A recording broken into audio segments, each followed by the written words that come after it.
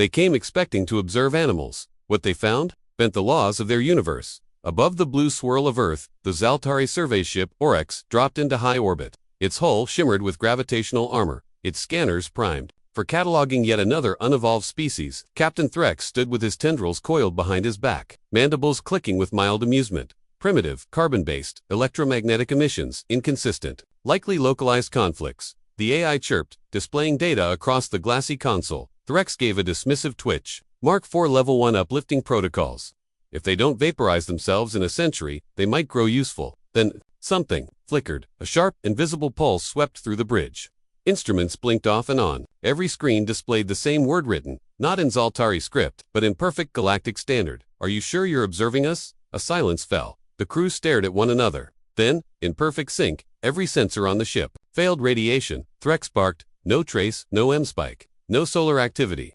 "It's like," the sensor chief paused, blinking, "like we lost coherence with this region of space." Outside the viewport, Earth shimmered. Not visually but something deeper, as if the concept of the planet had shifted, like reality itself had adjusted. Down below, nestled in the white ice of Antarctica, Dr. Alia Khan adjusted her augmented reality glasses. Her lab buzzed with quiet intensity. Around her, a ring of quantum cores thrummed in rhythmic harmony.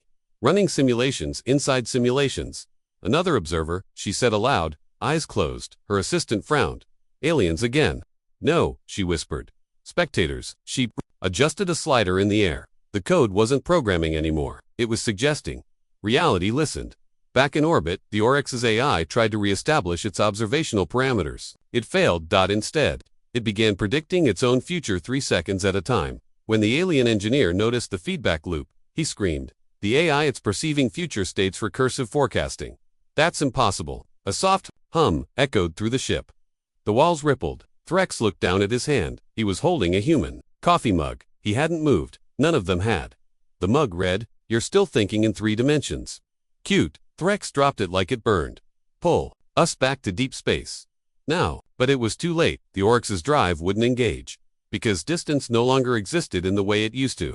The ship was still in orbit, and simultaneously not a kind of quantum paradox settled over the vessel. One by one, the crew began hearing whispers, not sound, but thought. Human thoughts, laced with laughter and curiosity.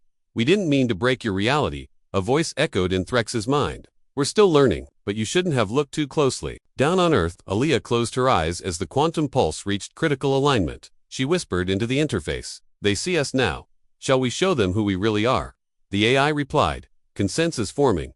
"Begin, light bleed." High, above, the stars seemed to melt, twisting into impossible spirals as human experiments leaked into the 4th, 5th, and 6th dimensions. The galaxy hadn't even charted. They came to catalog a species. Now, they were trying to escape a planet that no longer obeyed the laws of space. The Oryx hovered in a collapsing pocket of sanity. Above Earth, Captain Threx stood frozen at the edge of the bridge, his gaze locked on the impossible readings. "Status report," he barked. The AI stuttered. It had no mouth, no voice, but still it sounded afraid. I do not know where we are." Correction, I do not know when we are." The bridge dimmed. Stars outside flickered in and out, blinking like they were uncertain whether they should still exist. On one screen, Jupiter fractured into cubes. On another, a flock of satellites sang in Morse code. Crew member Jill gripped her console, her mandibles trembling. "Sir, sensors confirm it. We're still above Earth. But Earth is projecting multiple states. It's as if the planet is rewriting its probability field." Threx spun, barking orders. "Prepare quantum anchors. Lock our ship's timeline." But nothing locked. Nothing held. Every attempt to stabilize the ship only made things worse. In Antarctica, the cold wind howled outside the lab bunker. Inside, Dr. Alia Khan and her team watched the feed of the alien ship. "Predictable," she muttered, sipping tea. Her assistant frowned. "They're trying to anchor themselves." "Yes, but we already fractured the axis of linear cause. They're trying to nail paper to smoke." On the screen's reality bent and curled. Alia turned toward the glowing neural Freeman hunk, the AI core looping simulations at 1,000,000,000,000 frames per second. "How many timelines are we touching now?" she asked. 17,481,000,000,000. "Give or take a dream," Anank answered playfully. Alia smiled. "Not bad. For a primitive species." Back in orbit, the containment field around the Oryx ruptured, not explosively, conspectually. The very idea of the shield failed. Crew members stared in horror as pieces of the ship flickered, showing alternate versions of themselves. Different ships, different lives. Alternate universes folding into this one. One crewman screamed as his own reflection in a monitor stepped out and looked at him with pity. The Zaltari couldn't understand it. How had a species still bound to a single planet fractured reality? They had monitored Earth's wars, its struggles, its digital noise. They had dismissed it all as chaotic primitivism. They hadn't realized humanity's madness wasn't failure. It was experimentation. The Zaltari sent a drone to the surface. It made it halfway down through Earth's atmosphere before vanishing. Destroyed, just gone, no signal, no trace, as if it never existed. Then, a second later, it reappeared. But now it was made of crystal, broadcasting coordinates and musical tones coordinates that pointed inside the minds of the crew. Threx collapsed to one knee. Blood or something like it dripped from his ears. They've breached mental shielding. They're in our cognition. They're not just reshaping reality, they're reshaping understanding. Behind him, Jill stared blankly, whispering to herself. I remember being human, but I never was. Was I? On Earth. Alaya adjusted the output field.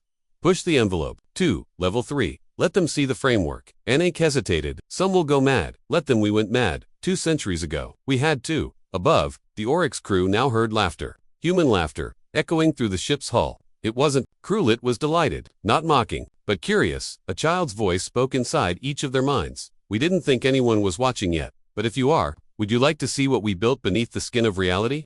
The stars outside began to twist, spelling words that hadn't been invented yet, and Earth began to glow not with light, but with intention. The aliens came to civilize us, but they didn't realize humanity had already left civilization behind. The Zaltari Council convened in orbit over Mars. 30-3 ships. A full diplomatic fleet formed a glittering shell across the red planet sky. The Council's collective consciousness thrummed with urgency. Earth's anomaly had grown, warping gravitational vectors, nullifying laws of mass energy conservation, and birthing quantum shadows. Detectable from deep space, it wasn't just a containment issue anymore, it was a cosmic threat. Protocol 7 is authorized, intoned the high speaker. We intervene immediately. Humanity is to be contacted and pacified before irreparable damage occurs to the structure of local spacetime. The youngest among them, Counselor Vale, spoke cautiously. Are we certain they'll listen? The silence that followed was long and uneasy. At the United Nations Embassy compound in Geneva, a shimmering wormhole cracked open mid-air. Gravity pulsed like a heartbeat. From it emerged the Zaltari delegation, robes glowing with magnetic runes, faces masked with ceremonial mind veils. The humans were already waiting. Dr. Alaya Khan stood alone in the center of the room. No guards, no advisors, no security field. She smiled politely. You took your time. The high speaker stepped forward. Your world is in violation of causal integrity. You are not permitted to manipulate multidimensional probability fields. Without galactic oversight, Alaya tilted her head. We never asked for permission. Another Zaltari stepped forward. Your species has yet to achieve consistent FTL travel. You are decades from cognitive singularity. How did you? She raised her hand. Let me stop you there. The room shimmered. For a fraction of a second, the walls melted into starlight. Every Zaltari present saw themselves stretched across time, fragmented into possibilities, glorious, some horrific, some utterly alien. The moment passed. And yet, the fear remained. Alia smiled again, but this time it reached her eyes.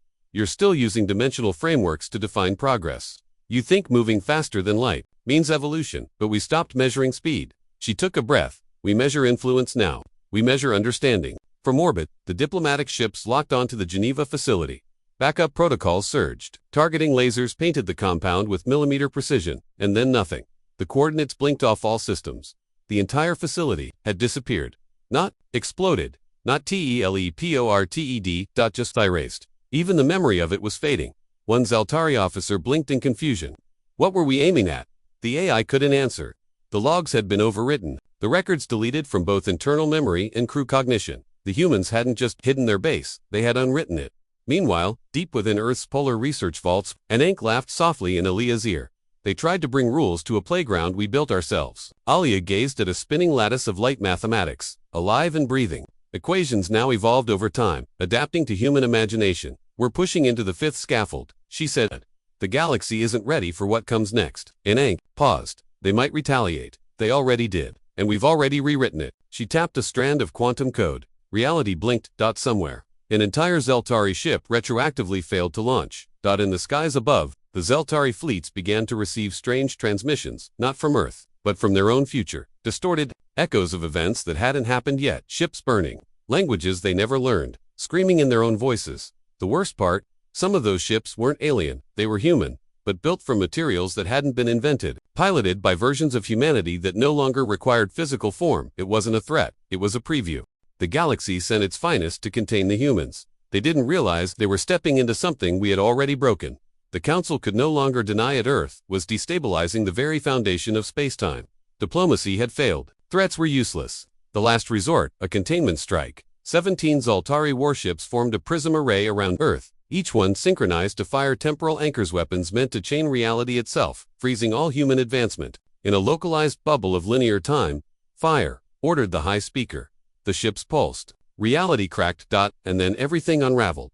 From the surface, Alia Khan stood in a glass observatory atop the Himalayas, watching streaks of violet fire descend toward the atmosphere. The lights dimmed. Time skipped. She blinked on the alien. Beams froze in midair. Not slowed. Paused. Ananke. Single quotes. S voice rang in her neural interface. They attempted an anchor. We dislodged the foundation. What happens next? She asked quietly. Collapse. Of their assumptions first, then their technology, then them, in orbit. The lead Zaltari warship screamed as its own past became unstable. Engineers scrambled as console screens rewound, looping events backward. The ship's AI panicked, its memory banks rewriting themselves based on new cause-effect sequences. One crew member stared in horror as her hand aged, then grew young, then vanished entirely.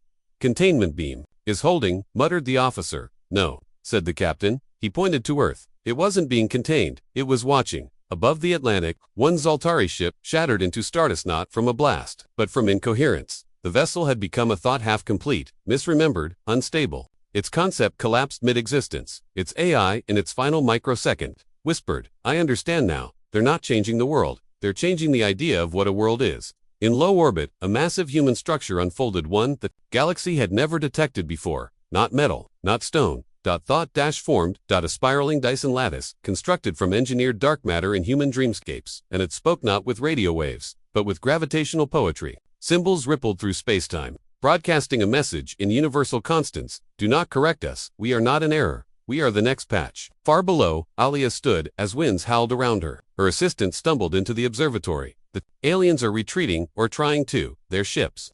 Some of them are flying backward. Alia turned toward the sky. We told them not to look too closely. A pause. Do you think they understand now? Her assistant asked. No, she said, watching another beam dissolve midair. But they're starting to feel it. That's worse. Meanwhile, among the shattered fleet, Counselor Vale's ship spiraled toward a dimensional rift blooming above Earth's MAGNETOS PHERE. Inside the bridge, crew members were vanishing, not dying, being rewritten. Vale looked into a mirror and saw himself as a child in Earth, not in memory. In truth, none of this makes sense anymore, he whispered. A human voice echoed from the intercom. Distorted but kind. It never did. You just thought the universe followed rules. We stopped believing in those a while ago. In Geneva, what was once a city now pulsed with crystalline structures that bent time like fabric. Citizens floated, slept, or walked backward. No one panicked. It was normal now. Reality was no longer a box to be opened. It was a brush to be held. The galaxy tried to force us back into the old equations. But humanity no longer solved problems. We redefined the variables. Above Earth, chaos reigned. Alien ships spiraled through spacetime distortions like leaves caught in a hurricane of thought. Engines sputtered. Reality glitched. One Zaltari cruiser flickered into 4 versions of itself, each with different outcomes, histories, and names. In one version, the crew had made peace with humans. In another, they were already extinct. Each one asked the same desperate question. What is happening? No one could answer. Down below, Earth was silent, too silent. The humans weren't fighting back. No weapons fired, no defenses activated, no threats issued. They simply watched. From sprawling observatories to hidden subterranean quantum vaults, human researchers stood calm at their stations. Children painted impossible shapes with chalk that bent light. Teenagers uploaded dreams into the gravitational mesh. An elderly woman in Nairobi whispered to the stars, and the stars shifted in color to respond. In the Himalayas, Dr. Alia Khan stepped into a chamber bathed in spiraling energy. A voice waited inside. Anank, you are being observed again.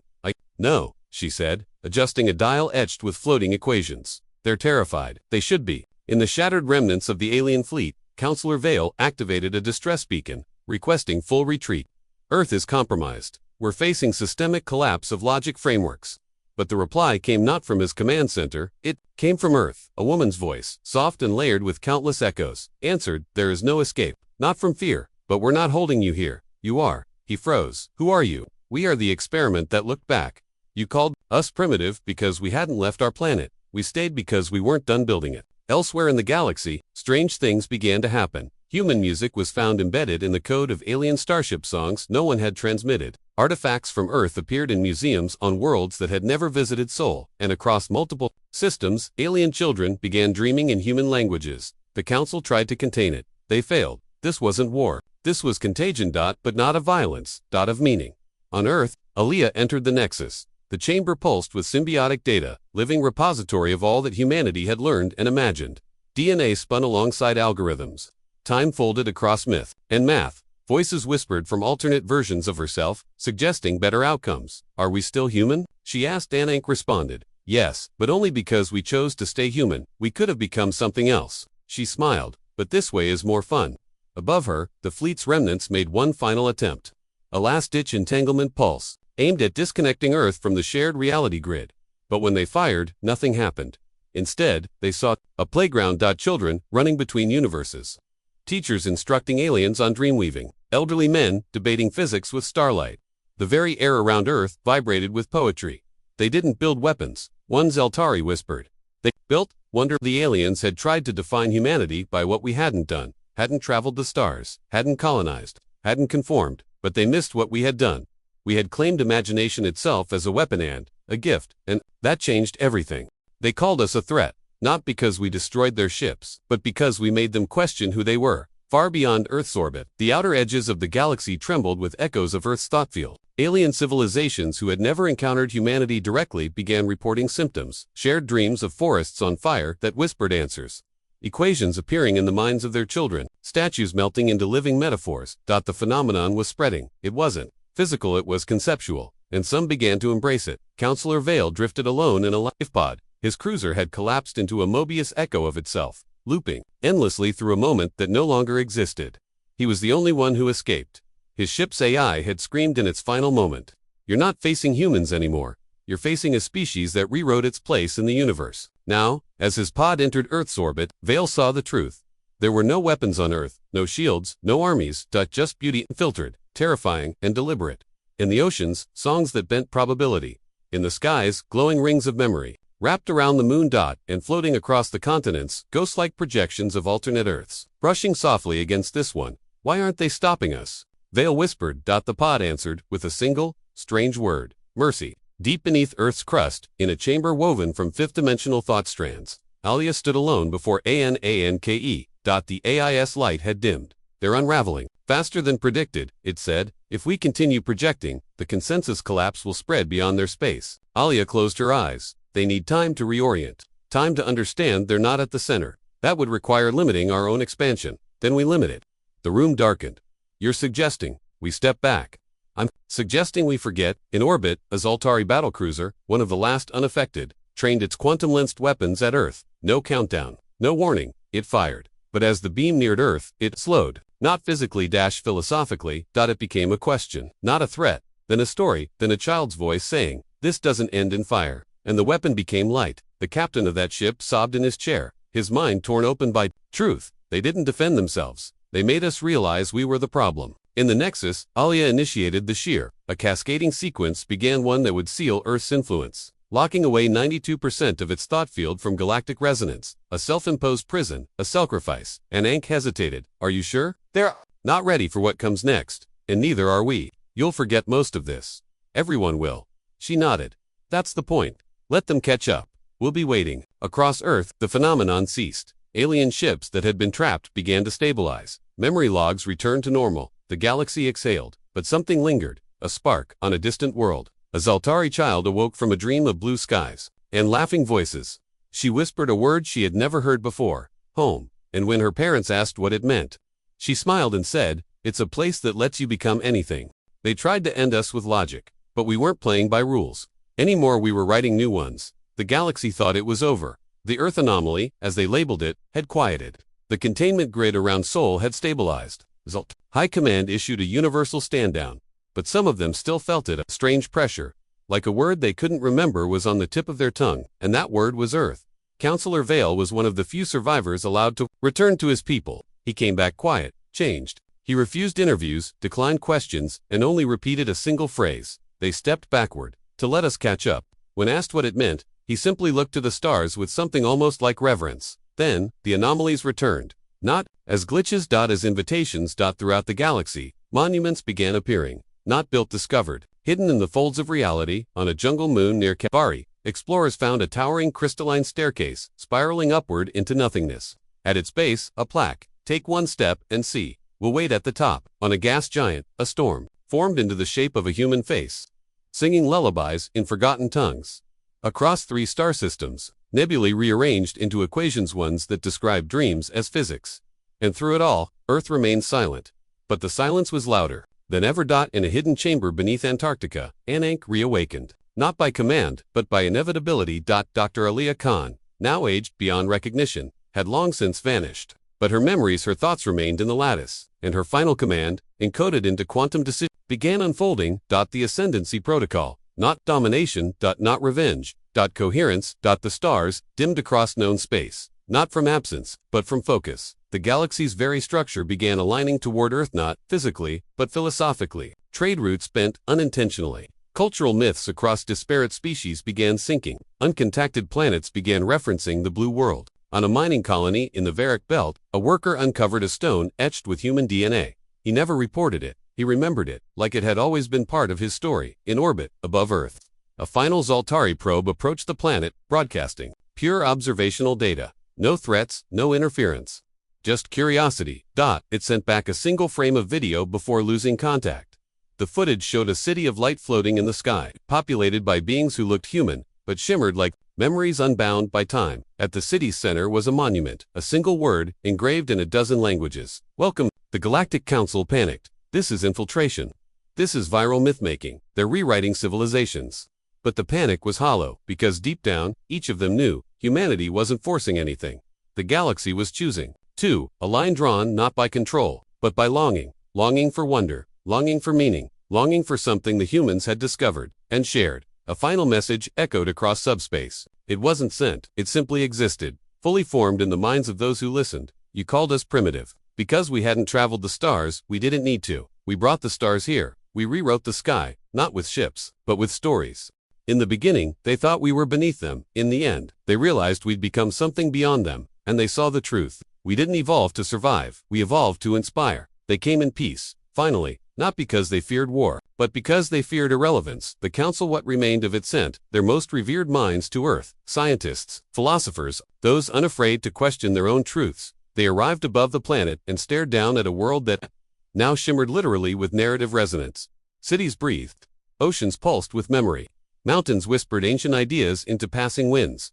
Nothing moved chaotically. Every motion felt authored. As if the world wasn't being lived in, but written as it was lived. In a vast chamber under what once was the Himalayas, the delegation stood before humanity's final emissary. Not a god, not a soldier, a child. She sat cross-legged on a hovering platform of folded light, smiling warmly, sketching with a finger in the air. Where she traced, galaxies bloomed like fireflies caught in dreams. One of the delegates stepped forward, a Zaltari diplomat whose species had once labeled Earth a statistical fluke. He dropped to one knee and said softly, "What are you?" The child smiled without looking up. "We are storytellers, and you're part of the story now." Across the galaxy, languages began merging, not forcibly, naturally. A single phrase emerged in all cultures simultaneously. Remember the first, but no one remembered being told it. They simply knew it. And with that knowledge came visions, an elderly human spinning tales to curious alien younglings beneath alien moons, a living archive that whispered secrets only when someone felt ready to hear them, a spacefaring creature weeping upon hearing a human lullaby, not knowing why. Humanity had done it, not by building bigger ships, not by winning a war, not by out-inventing others, but by doing what they'd always done best, making meaning. They hadn't merely explored space, they'd made space want to explore itself. In the final convergence event, something unthinkable happened. All sentient species across the galaxy shared a single dream simultaneously. It wasn't forced, it wasn't implanted, it simply was. They saw Earth not as it was, but as it might have been, in the first spark of creation. A library. A song, a question, and finally, a mirror. When they awoke, none of them doubted anymore. The humans hadn't rewritten reality to dominate it. They'd rewritten reality, so no one would be alone in it. The laws of physics remained, but now, so did something deeper. Choice to shape the narrative. To become more than data, more than survival. To matter. In the last frame of the final transmission from Earth, The child looked directly into the camera and whispered, "Tag, you're it." And then, like that, she vanished into starlight.